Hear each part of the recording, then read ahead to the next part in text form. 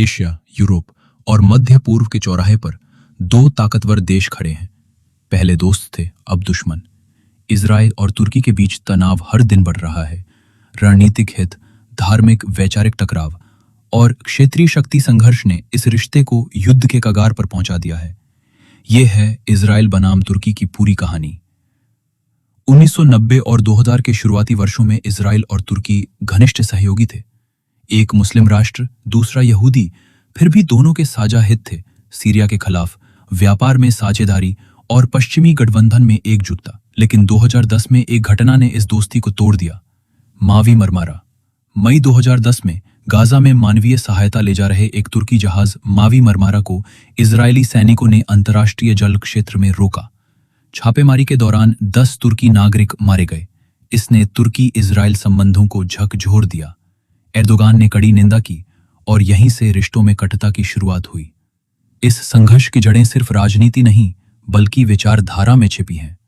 तुर्की के राष्ट्रपति Recep Tayyip Erdogan खुद को मुस्लिम दुनिया का रक्षक मानते हैं। वहीं इजराइल के प्रधानमंत्री बेंजामिन नेतन्याहू एक कट्टर यहूदी राष्ट्रवादी हैं।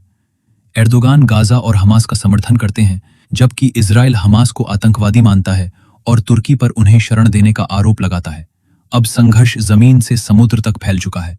पूर्वी भूमध्य सागर में अरबों डॉलर की गैस छुपी है और इस पर अधिकार को लेकर जंग शुरू हो चुकी है। इजराइल ने ग्रीस और साइप्रस के साथ गैस पाइपलाइन प्रोजेक्ट पर काम शुरू किया, जिससे तुर्की को अलग कर दिया गया। तुर्की ने प्रतिक्रिया में विवादित समुद्र क्षेत्र में अपने युद्धपोत और ड्रोन भेजे। अब समंदर युद्ध का नया मोर्चा बन गया है। जंग सिर्फ जमीन और समुद्र में नहीं, बल्कि अब डिजिटल दुनिया में भी हो रही है। दोनों देश एक दूसरे पर साइबर अटैक और खुफिया साजिशों के आरोप लगा रहे हैं। मोसाद और तुर्की की MIT एजेंसी एक छिपी हुई जंग लड़ रही हैं। 2025 में इजराइल ने वनरवा, फिलिस्तीनी शरणार्थियों की एजेंसी, को प्रतिबंधित कर दिया। तुर्की ने उसी समय अंकारा में उसका दफ्तर खोलकर इजराइल को चुनौती दी। तुर्की अब खुद को फिलिस्तीन का असली समर्थक बता रहा है, जबकि इजराइल इसे अंतर्राष्ट्रीय मंच पर उकसावे की राजनीति मानता है। जब इजराइल और ईरान के बीच तनाव बढ़ा तो तुर्की ने खुद को मध्यस्थ बताया, लेकिन उसके ही साथ उसने मिसाइल उत्पादन और सेना को भी मजबूत करना शुरू किया। इजराइल को यह सब सिर्फ मध्यस्थता नहीं, बल्कि सीधा खतरा लगता है। अब सवाल ये नहीं कि क्या होगा, बल्कि ये कि कब होगा।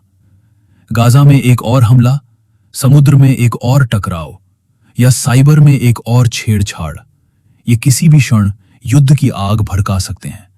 तुर्की और इजराइल अब सिर्फ प्रतिद्वंदी नहीं, बल्कि दो अलग अलग विचारधाराओं, धर्मों और क्षेत्रीय ताकतों का प्रतिनिधित्व करते हैं। इस टकराव का असर सिर्फ इन दो देशों तक सीमित नहीं रहेगा, बल्कि पूरी दुनिया इसकी गूंज महसूस करेगी। इजराइल बनाम तुर्की, क्या आने वाला है युद्ध? शांति नाजुक है, सत्ता खतरनाक। ऐसी और कहानियों के लिए चैनल सब्सक्राइब कर